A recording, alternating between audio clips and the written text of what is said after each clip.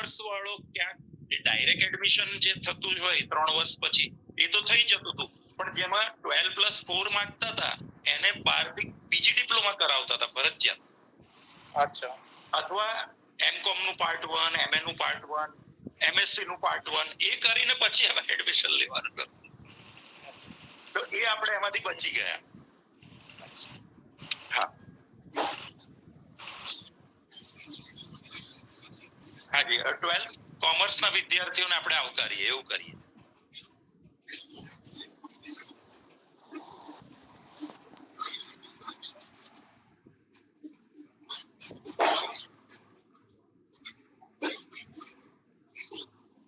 જય ભવાની. જે ભાઈઓ અહીંયા રાઇઝ હેન્ડ કરે છે ને એ લોકો પોતાનો ઓડિયો અનમ્યુટ કરીને પ્રશ્ન પૂછી શકે સાહેબને. પણ વારા ફરતી પૂછજો બસ.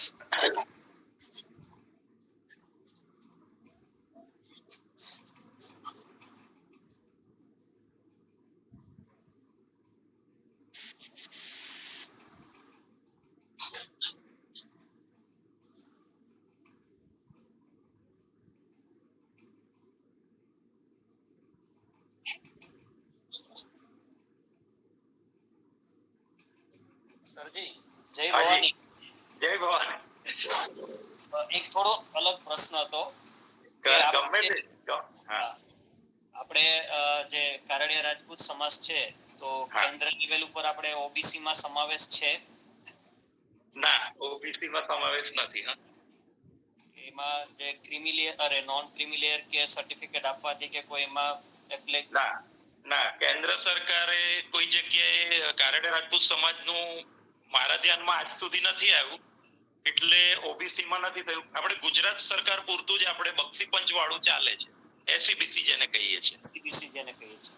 હા.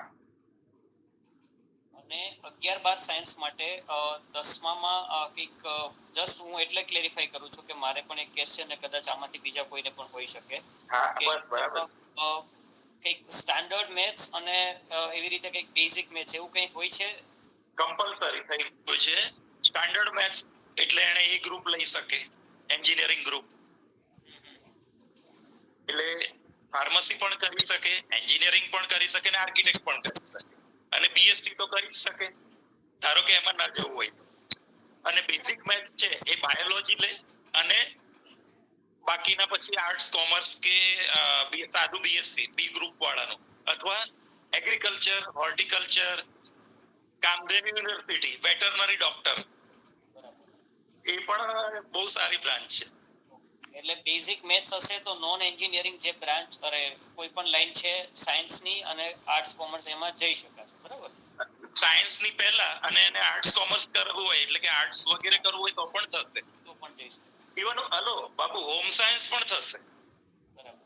અને હું તો એવું કહું, કૈલાસ બાબુ, જે દીકરીઓ આપણા સમાજની બી ગ્રુપમાં એવરેજ માર્ક લાવી હોય, હવે એ તો હવે ભાગ્યની વાત છે, હવે કેટલા ટકા હવે આપણને ખબર નથી, તો ગભરાવાનું નથી. એ લોકોએ હોમ સાયન્સ એમાં ફૂડ એન્ડ ન્યુટ્રિશન બ્રાન્ચ પસંદ કરવા.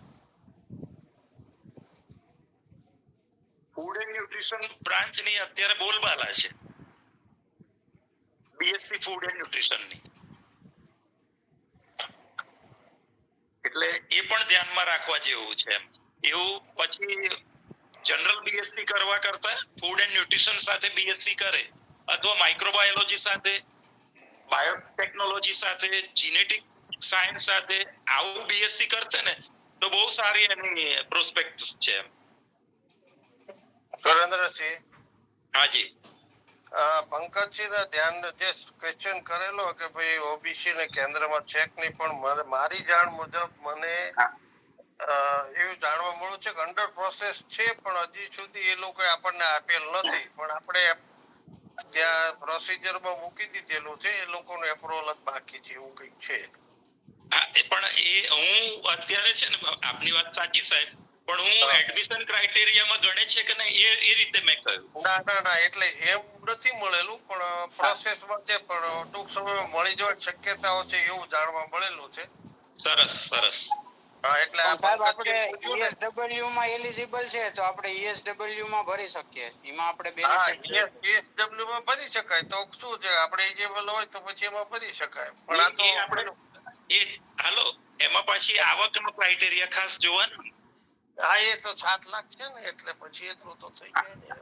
ESW economical weaker section.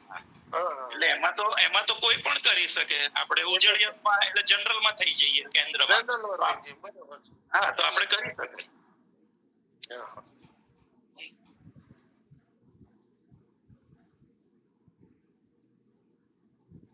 આગળ આપણે હા બોલો. એક જસ્ટ નાની વસ્તુ પૂછવી હતી. હાજી હાજી. જે 10મા ધોરણમાં જેમને ઓછા પર્સન્ટેજ છે, બરાબર છે, એમના રિઝલ્ટ આવ્યું, તો મેઇન સ્ટ્રીમમાં ના જવું હોય, સપોઝ કે સાયન્સ વાળી કે કોમર્સ વાળી, એવો કોઈ 5 વર્ષનો સંલગ્ન કોર્સ છે કે જે વર્ષોમાં અથવા તો આવનારા અમુક વર્ષોમાં ટ્રેન્ડિંગ છે કે જેનાથી એને અમુક ટાઈપની જોબ છે અથવા તો અમુક ટાઈપની વસ્તુ મળી શકે, એવું કોઈ 5 વર્ષનો કે એ ટાઈપનો કોઈ રિકમેન્ડ કરીએ કે ડાયરેક્ટ આ વસ્તુ, માન લો કે આર્ટ્સ સપોઝ ના લેવું હોય પણ એવો કોઈ કોર્સ છે જે કે 5 વર્ષનો જેમાં ગ્રેજ્યુએશન આવી જતું હોય કે જેનાથી આગળ જતા એમને જોબની તકો ઊભી થાય?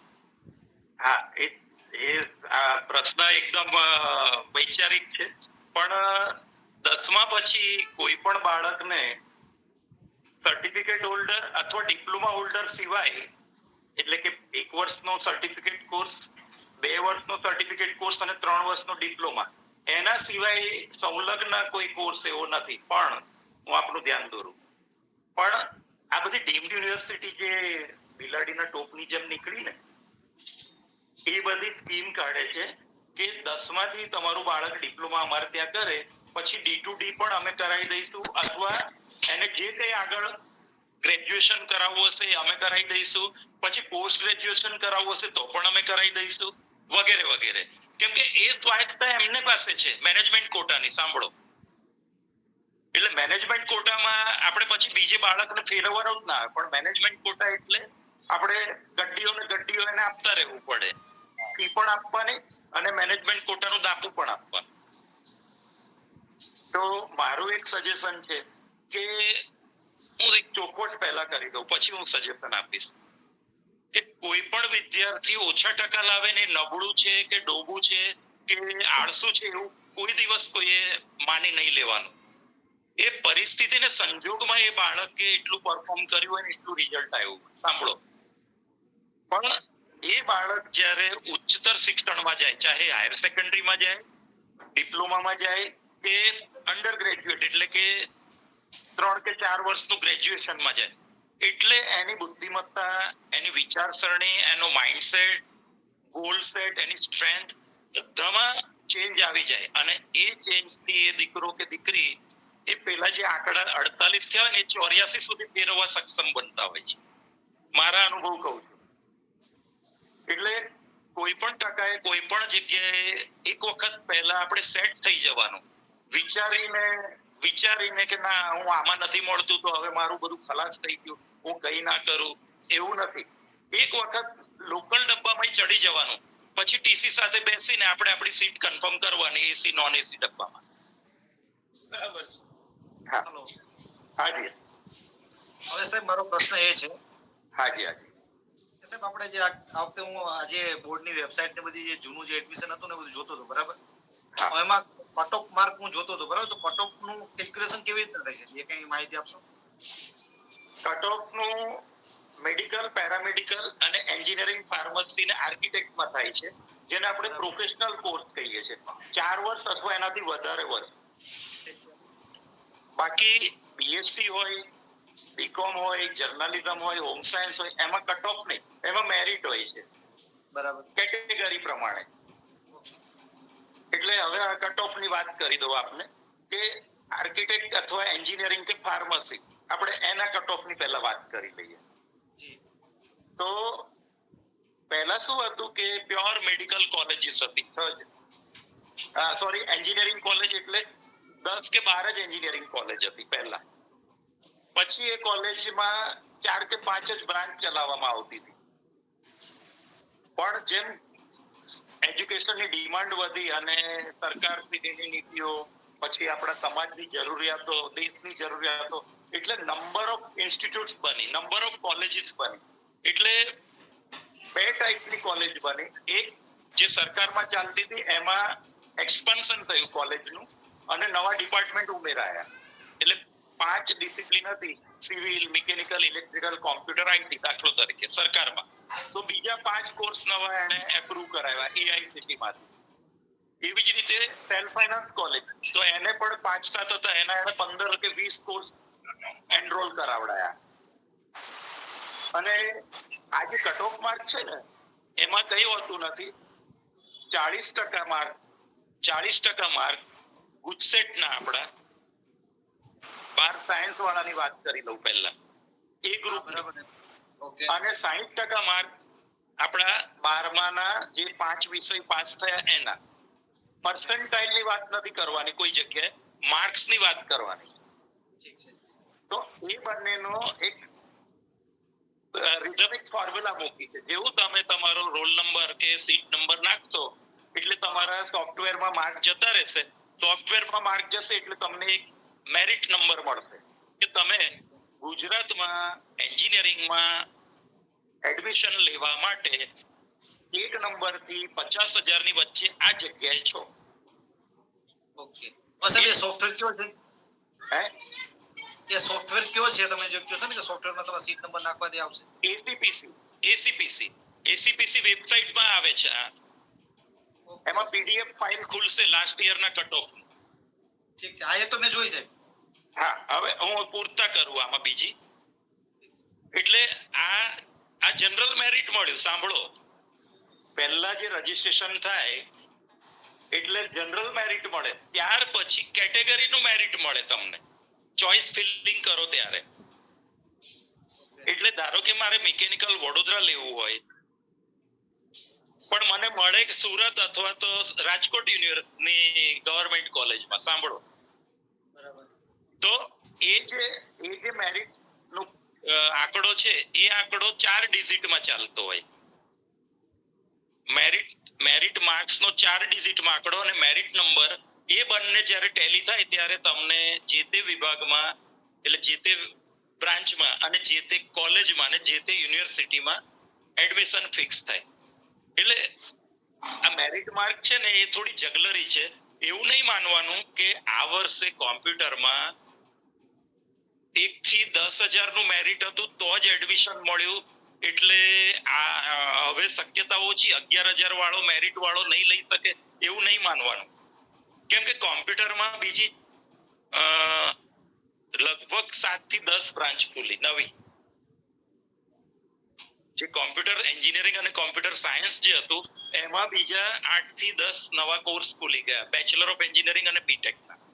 એટલે ઘણા છોકરાઓને એવું કે મારે જો આર્ટિફિશિયલ ઇન્ટેલિજન્સ કરવું છે કે સાયબર સિક્યુરિટી કરવું છે કે ડેટા એનાલિસિસ કરવું છે તો એ સીધો બી કોમ્પ્યુટરમાં એડમિશન નહીં લે, પેલા બીટેક ઇન સાયબરમાં જશે, બીટેક ઇન વેબ ડિઝાઇનમાં જશે, બીટેક ઇન સોફ્ટવેર ડિઝાઇનમાં જશે. એટલે ઓટોમેટિક મેરિટ ઊંચું આવી જશે. સમજી ગયા? એટલે આપણી શક્યતા વધી પણ જાય, એવું કઈ નહીં. ઓકે, થેન્ક યુ સાહેબ, સમજાઈ ગયું. હાજી હાજી.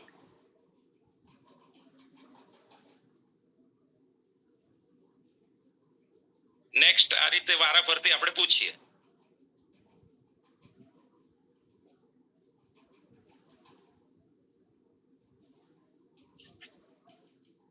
બીજા કોઈને કોઈ પ્રશ્ન હોય તો?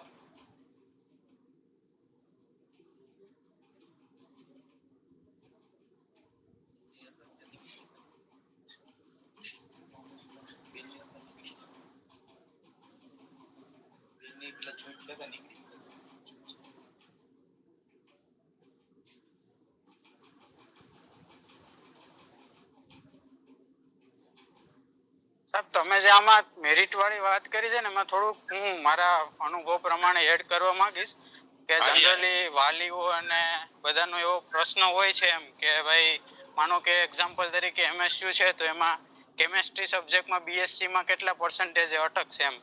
તો એ ડિપેન્ડ્સ કરે એમ કે કાસ્ટિઝમ પ્રમાણે હોય.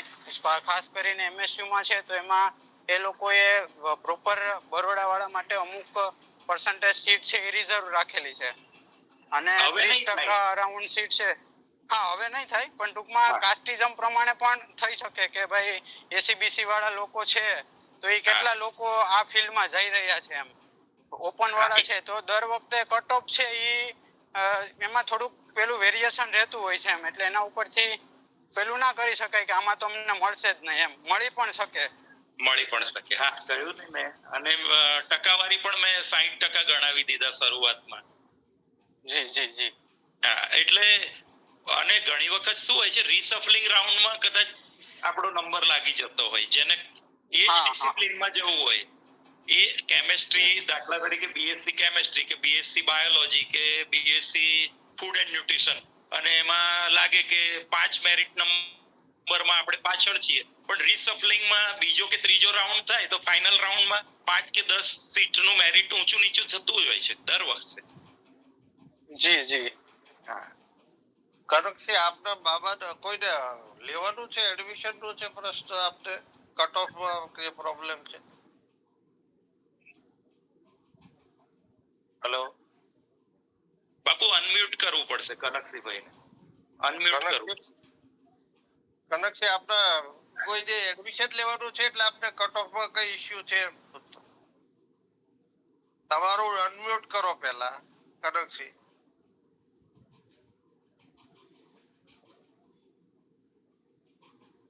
કનકસિંહ, તમારો અનમ્યુટ કરો પહેલા, પછી તમારો અવાજ કોઈને નથી સંભળાતો. અવાજ નથી આવતો. અવાજ.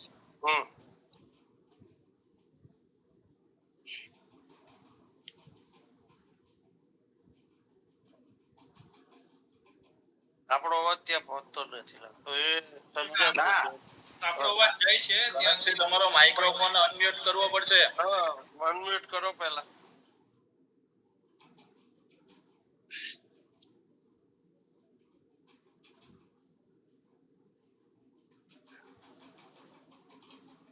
એમને રિંગ કરીને કહેવું પડશે કદાચ.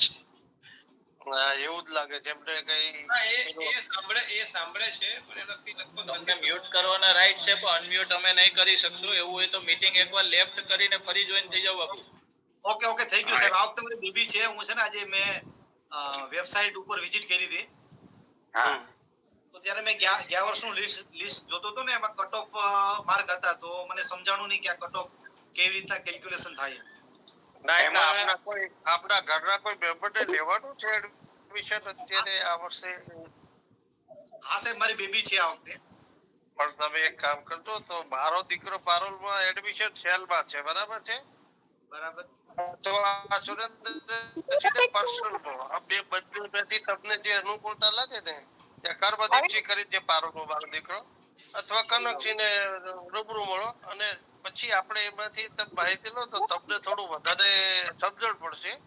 કદાચ એમને અત્યારે જે ડિટેલમાં કીધું હોય તમારા નોલેજમાં આવે ના આવે, અથવા સમજણ પડે ના પડે, આવો ઇસ્યુ થાય તો આ બે વસ્તુ છે. તો એવું હોય તો તમને ક્યાં જવાનું હોય તો મને કહેજો, તમને નંબર પણ આપી, અથવા કનકસિંહ પાસે જે રૂબરૂ મળો તો તમને મજા આવશે. નંબર આપજો સાહેબ, હું તો ગીર સોમનાથથી બોલું છું. હા, કઈ વાંધો નહીં. તમે ગીર સોમનાથ થી બોલતા હોય તો શું, આપણે ફોન થી વાત કરી લેજો એમની જોડે, અને નામ દઈ દેવાનું. હા, નંબર આપજો ને. નંબર આપીશ તમને, આપણે ચોક્કસ. હું આમાં એટલે શેર શું છે, કરું છું. તમારી જે દ્વિધા છે ને દૂર થઈ જાય, બીજું કશું નહીં. કનકસિંહભાઈ, હું આમાં મૂકું છું number. Okay, thank you sir. અને આપણે કૈલાસી પાસે છે, એ મૂકશે નહીં તો હું તમને હમણાં પછી રિંગ કરી પછી એવું હશે તો આપી દઈશ તમને નંબર. બરાબર. તો તમે ફોનથી કરો, અને સુરેન્દ્રસિંહ એમને આપશું તમને. પર્સનલી આમાં તમને વધારે મજા આવશે, કારણ કે તમારો જે પ્રોબ્લેમ છે ને તમને ડાયરેક્ટ થોડુંક ફેસ થાય. અમને શું કોમનમાં જવું પડે ને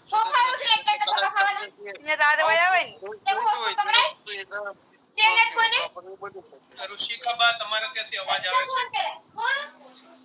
એ તો ઋષિકાબા, એમના તમારે ઘરે ત્યાંથી અવાજ આવે છે? હા, ચાલો આગળ. હા.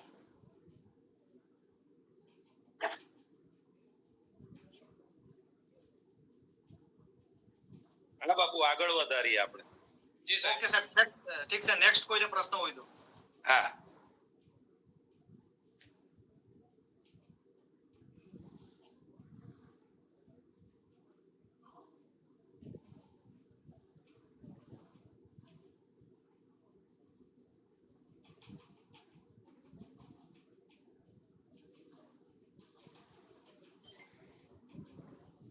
હું માનું ત્યાં સુધી જોઈન ઘણા થયા છે, પણ પ્રશ્ન કે ડાઉટ્સ નથી કોઈને લગભગ.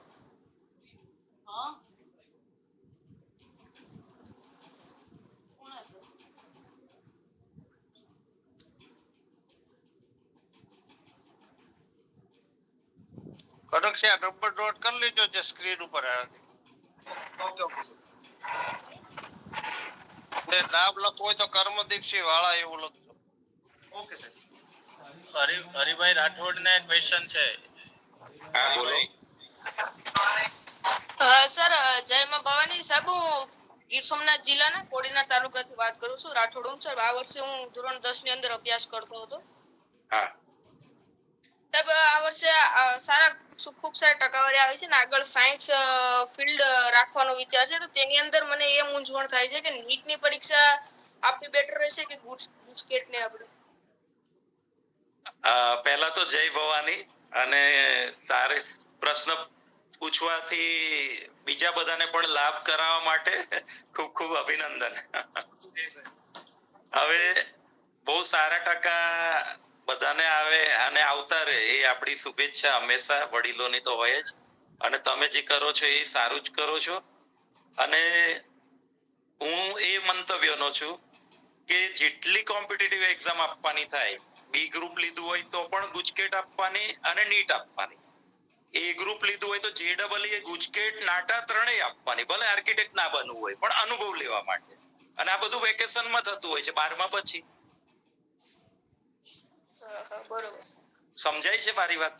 હા હા. હું તમને એક સરસ દાખલો આપું. 11-12 એ તમારો પાસપોર્ટ છે. 11મું 12મું તમે છે એ પાસપોર્ટ લીધો કહેવાય. પછી તમારે વિઝા માટે અલગ અલગ દેશના વિઝા લેવા પડે, પરદેશ જવું હોય ને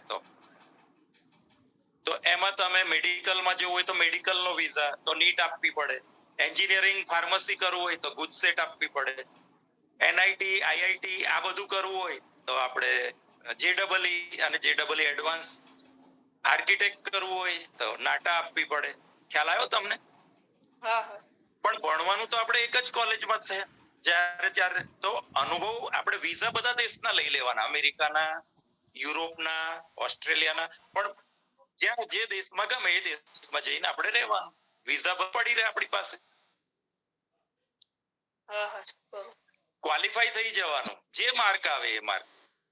પણ સૌથી વધારે મહેનત કરવાની, જે આપણું ફોકસ થતું હોય. અને ફોકસ આપણે એક સરસ દાખલો આપું કે આપણે બધા વાત કરીએ છીએ મોબાઈલમાં અને આપણા બધાના ઘરે લાઈટ વહી જાય તો આપણે શું કરશું? પહેલું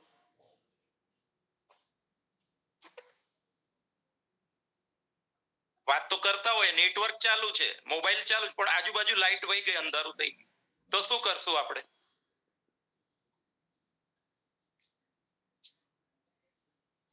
હેલો હેલો.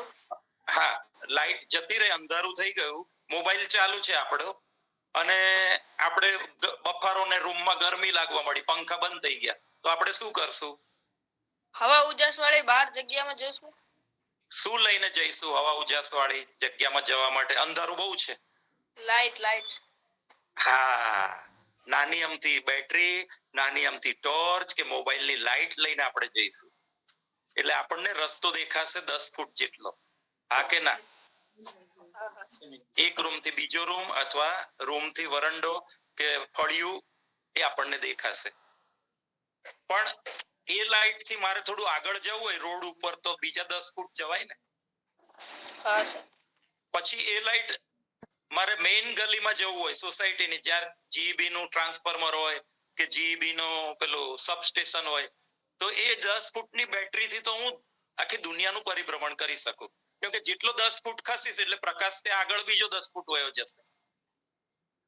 આઈડિયા આવે છે? હા સર.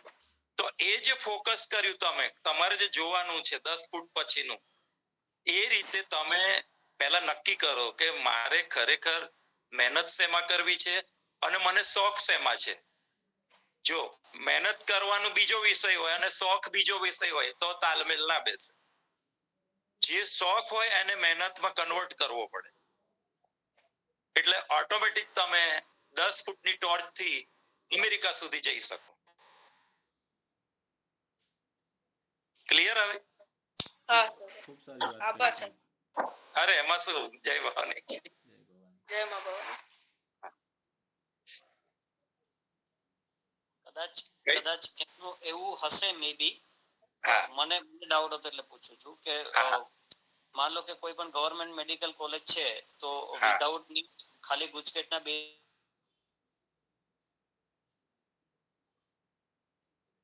હેલો મળી જશે, તેના માટે નીટ આપવી પડશે. માન લો કે એને બીજે માટે ક્વોલિફાય થવું છે. હેલો, એટલે ગવર્મેન્ટ મેડિકલ કોલેજ માટે નીટ રિક્વાયર્ડ છે કે પછી ગુજકેટના બેઝ ઉપર મળી જશે એમ? મેડિકલ એટલે નીટ, એમાં ઓલ ઇન્ડિયા કોટા અને ગુજરાત કોટા બંને અલગ નીકળે. દરેક મેડિકલ કોલેજમાં, ગવર્મેન્ટ મેડિકલ કોલેજમાં અને સેલ્ફ ફાઇનાન્સ મેડિકલ કોલેજમાં નીટના બેઝથી જ તમારું મેરિટ બને. એક ઓલ ઇન્ડિયા કોટાનું બને, એક ગુજરાત કોટાનું, અને એમાં પાછી આપણી આ 4 કેટેગરીનું અલગ બને. આઈડિયા આવ્યો? મળી ગયું. હા. સાહેબ બીજો એક પ્રશ્ન એ હતો કે નીટ માટે પાસિંગ માટે કે ક્વોલિફાઈ નંબર ખરા કે એટલા માર્ક આવ્યો તો એ ક્વોલિફાઈ ગણાય? હા, એનું પણ કટ ઓફ છે. નાટાનું કટ ઓફ છે, નીટનું કટ ઓફ છે, જેડબલઈ નું કટ ઓફ છે, જેડબલઈ એડવાન્સ નું કટ ઓફ છે. એટલે દર વર્ષે કટ ઓફ ચેન્જ થાય. હવે આ વર્ષે છે ને, તમે જોયું હશે બી ગ્રુપના વિદ્યાર્થીઓ વધ્યા ગયા વર્ષ કરતા. એટલે સ્વાભાવિક છે કે નીટનું કટ ઓફ ઊંચું જવાનું. એટલે 700 માંથી કોઈ વખત 170 થાય, કોઈ વખત 160 થાય, કોઈ વખત 185 થાય, એવી રીતે. કેમ કે મેડિકલ કોલેજ રાતોરાત તો વધી ના જાય ને. નીટ એનું કટ ઓફ વધારી દે એટલે લોકો ધમ પછાડા કરે, 25 લાખ 50 લાખ આપીને સેલ્ફ ફાઇનાન્સમાં ઘૂસવાનો ટ્રાય કરે. સાંભળો, પણ એનો કોઈ અર્થ રહેતો નથી પછી. એટલે કટ ઓફ માર્ક એ બેઝિક ક્વોલિફિકેશન માટે, એટલે તમે ક્વોલિફાઈ થઈ ગયા, પણ નીટમાં ગવર્મેન્ટમાં જવા માટે આપણે પણ એસસીબીસીએ પણ 550 નો સ્કોર કરવો જરૂરી છે 700 માંથી. પછી 550 થી 500 માં વયા ગયા તો જીએમઈઆરએસ માં આપણે જઈશું, અને 500 થી નીચે જતા રહ્યા તો નક્કી સેલ્ફ ફાઇનાન્સમાં જઈશું. એટલે તૈયારી રાખવાની દર વર્ષે 10-20 લાખની. હા.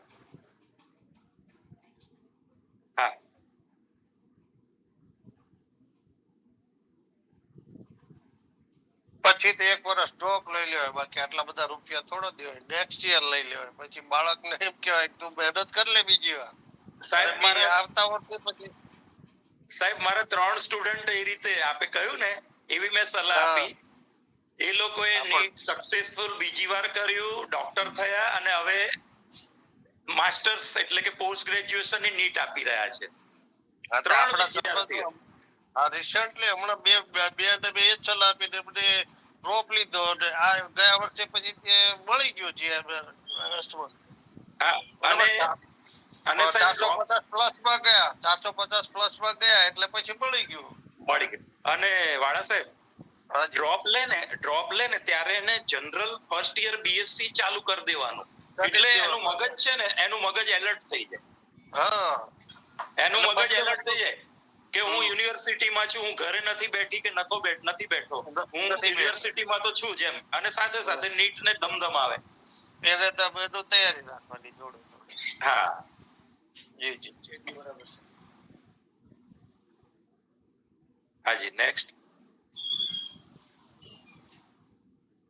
તો સાહેબ તમે જે પ્રમાણે કીધું રીનીટ માટે કોઈ ક્લાસીસ કમ્પલસરી જરૂરી કે વાંચીને પણ થઈ શકે? આમ તો વિદ્યાર્થીની પોતાની મનોબળ ઉપર અને એનો કહીએ ને કે પેશન શું છે એના પર આધાર રાખે. પણ કોઈ ગાળવા વાળું હોય ને, ચારણો, આપણા ઘરમાં અનાજ કઠોળ લાવે તો આપણે ચારણો મારીએ છીએ. એ ચારણો મારવા વાળું કોક જોઈએ જે એનાથી હોશિયાર હોય ઘરમાં, અથવા તો આ રીતે ટ્યુશન ક્લાસ વાળું કે જે એની ભૂલ સમજાવે અને માર્ગદર્શન આપે. ભલે એ વખતે 50,000 ભૂલી જવાના, સાચું કહું તમને. ઓકે, ઠીક છે. સાહેબ બીજું એક કહું છું કે આ નીટ માટે કોઈ એવો ઓનલાઈન ક્લાસીસ ખરા કે ભાઈ એ ઓનલાઈન ક્લાસીસ અકાવતા હોય એ ફક્ત અત્યારે જે હું સમજાવું છું ને એવું ગાઈડન્સ મળે. સાંભળો, પણ ફિઝિકલ તમે જાઓ ને, જ્યારે તમે હલો આખા ગુજરાતમાં 5 લાખ વિદ્યાર્થી બેઠા હોય 12માં, દાખલો આપું છું, આ તો એમાંથી ફક્ત 12,000 ડોક્ટર્સ બનવાના હોય 5 લાખમાંથી, તો એ કેવું ક્રીમ મગજ હોય વિચારો. એટલે એને છંછેડાય નહીં, એની સાથે બાંધછોડ ના કરાય, એને જે જોઈએ એ કરવું જ પડે, એમ કહું છું. હા,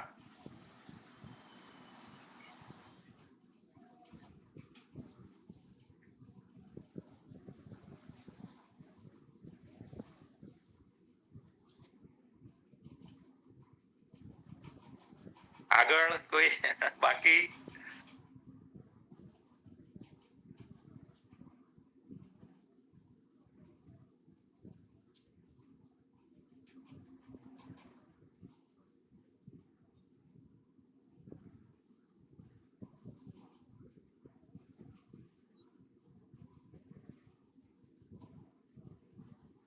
કૈલાસી તમે લેફ્ટ થઈ ગયા છો? છે ઓનલાઈન ચાલુ છો ને? હા છું ને અહીંયા. હા, તો કાલનું પછી છે પૂરું થાય સુરેન્દ્રસિંહ નું, એટલે પછી કહેજો કે કાલ પછી કઈ ફેકલ્ટી આપણે છે, એટલે પછી પબ્લિક ગ્રુપમાં મૂકી દઈશું પાછા આપણે. હા, એટલે ગ્રુપમાં ને જો પોસિબલ હોય તો આપણી પાસે નામ કન્ફર્મ થઈ ગયું હોય તો એ પણ આપી દેવું, એટલે જેથી કરીને પેરેન્ટ્સ ને ખબર પડે કે કાલે મારે કરવાનું. નહીં તો પછી આપણે લીક તો છે જ, તે રોજના ટાઈમ પ્રમાણે ડિક્લેર કરી દેવાનું, ભાઈ આવતીકાલે આ ટાઈમ રહેશે. બરાબર. અને આ અનુકૂળ સમય લાગ્યો, મને પણ એવું લાગ્યું કે બધાને અનુકૂળ આવે, પેરેન્ટ્સ ને અને બાળકો ફ્રી હોય છે 9 થી 10 ના સમયે, એટલે બધા જોઈન કરી શકે. હા.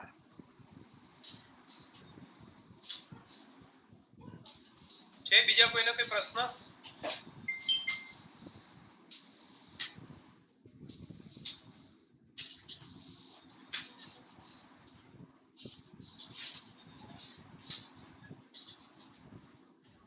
તમારો નંબર ગ્રુપમાં નાખ્યો છે. હા, એટલે કોઈને કોઈ પ્રશ્ન હશે ડાયરેક્ટ કોલ કરશે. હા, પણ એક રિક્વેસ્ટ હતી કૈલાસજીભાઈ. જી સર. કે સતત મારે પેલું હમણાં સીઝન આપણે કહીએ એટલે બાળકોને કહેવાનું કે પહેલા મને SMS અથવા તો એક WhatsApp કરી રાખે, અને એને રૂબરૂ મારી સાથે ફોન કરવો છે કે કોન્ફરન્સ કરવી છે વગેરે વગેરે મને રિક્વેસ્ટ કરે, તો હું એ મારો ટાઈમ જેવો મારું કાઉન્સેલિંગ માંથી ટાઈમ કાઢીશ ને, એટલે પછી આ બધા જે આપણા ટેલિકોલર ટાઈપનું બધું જે આવ્યું હોય મેસેજ, એ બધાને હું રિવ્યુ સામેથી આપીશ. ઓકે સર, ઠીક છે. પછી પેલું શું થાય કે ધડાધડ ફોન ઉપર ફોન આવ્યા કરે, એટલે મારું સેશન પણ ડિસ્ટર્બ થાય અને હું સંતોષકારક જવાબ પણ ના આપી શકું. જી, સમજી ગયો. એટલે બીજું કોઈ કારણ નહીં, આપણે કઈ મોટા ભા નથી. ના પણ સાહેબ, તમે આટલા વ્યસ્તમાંથી સમય કાઢી અને આ બધું આપ્યું ને, બહુ મોટી વસ્તુ છે. અને એ તો લગભગ બધા સમજતા જ હોય કે ક્યારે કયા સમયે ફોન કરવો, મેસેજ કરવો. હા,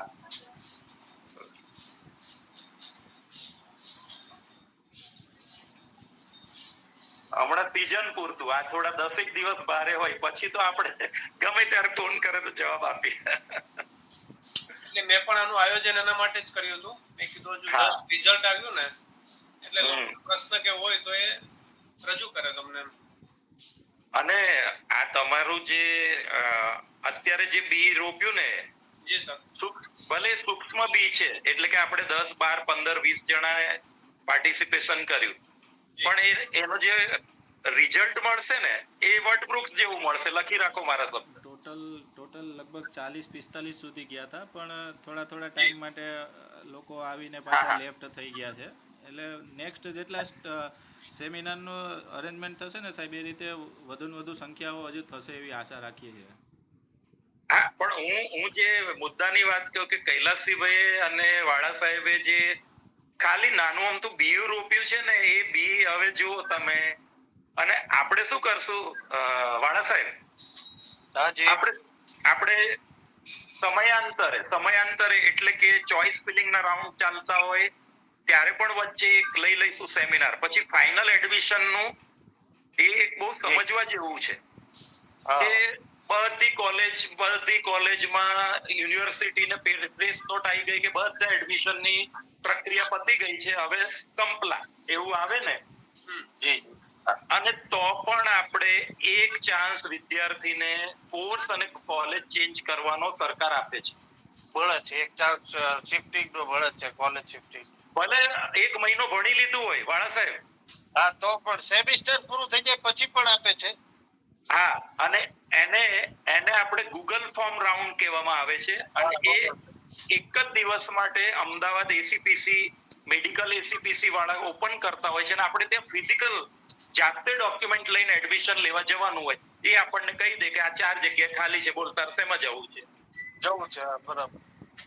પેલા એટલે એમાં શું થાય સાહેબ કે જામનગર વાળાને વલસાડ જવું હોય અને વલસાડ વાળાને દાહોદ જવું હોય ને દાહોદ વાળાને પાલનપુર જવું હોય. ખ્યાલ આવ્યો આપને?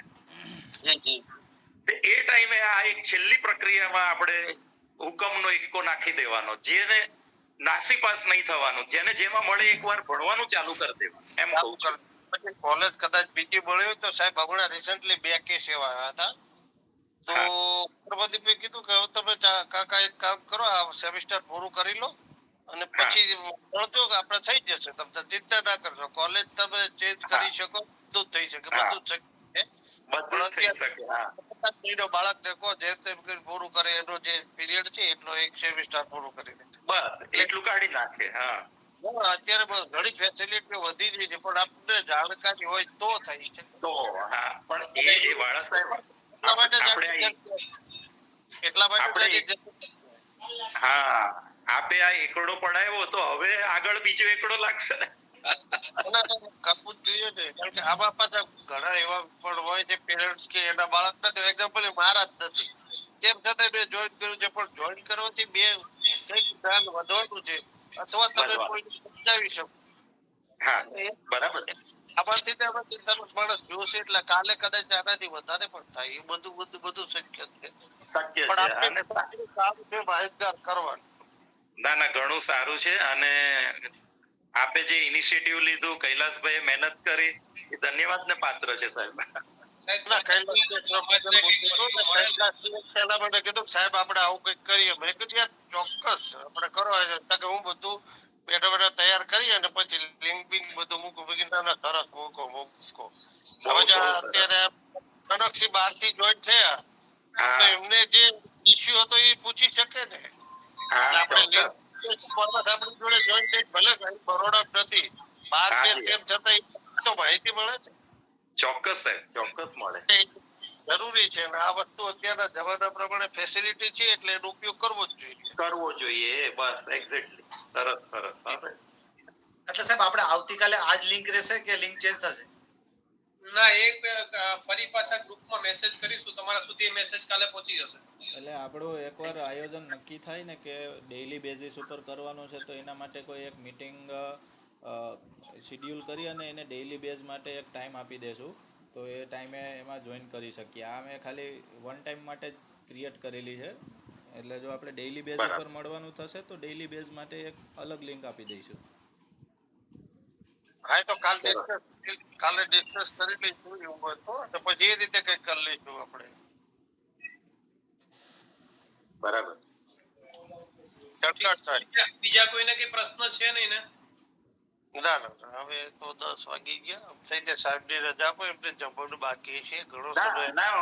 મેં તો સાહેબ 8:45 એટલે જ જમી લીધું. મારું 8 વાગે પત્યું ને ત્યાં સયાજીગંજ હું હાઈપર સ્ટોપમાં સાંજે 2 કલાક લઉં છું અને સવારે 2 કલાક.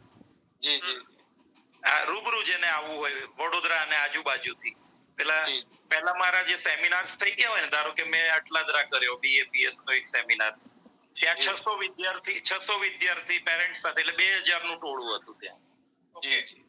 પછી અહીંયા વાઘોડિયા રોડ સુખધામ મંદિર છે વૈષ્ણવોનું, હવેલી. આજે તમને મોકલ્યું હતું. હા, એમાં લગભગ 300 જણા, 150 વિદ્યાર્થી ને 150 વાલી, એમ 300 જણા હતા. એટલે એ બધા એકબીજાના રેફરન્સ થી સવારે 2 કલાક જેને અનુકૂળ હોય એ ત્યાં આવી જાય. સયાજીગંજ સૂર્યા હોટલ ની સામે એક કોમ્પ્યુટર કોલેજ છે, ત્યાં 2 કલાક બેસું અને બપોર પછી જવું, 6 વાગ્યા પછી 2 કલાક બેસું. એટલે જેને રૂબરૂ જ મળવું છે અને એનું પોતાની કાબિલિયત જાણવી છે, એટલે કે એનો એપ્ટિટ્યુડ કઢાવવો છે, એનું સીટી સ્કેન કરાવવું છે, તો હું સાયન્ટિફિક એપ્ટિટ્યુડ ટેસ્ટ એ લોકો પાસેથી કરાવું અને પછી એનું રિઝલ્ટ આપું.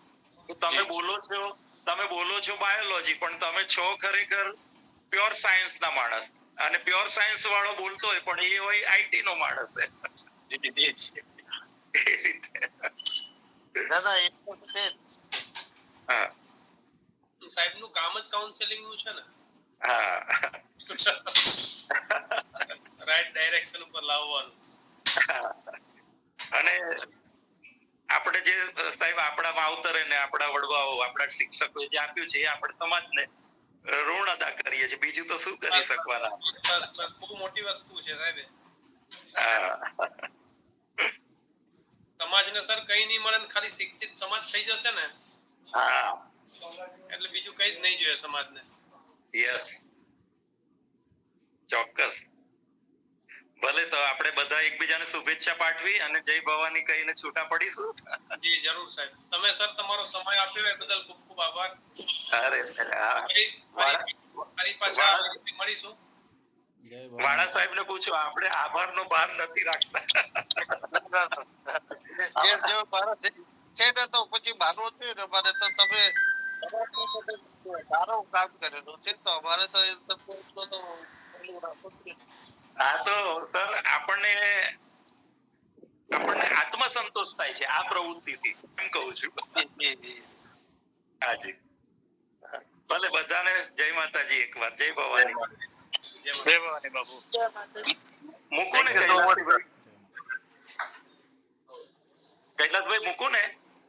જી સર જી. Thank you so much sir. Thank you so much for your time. Please my pleasure. Thank you sir. Thank you.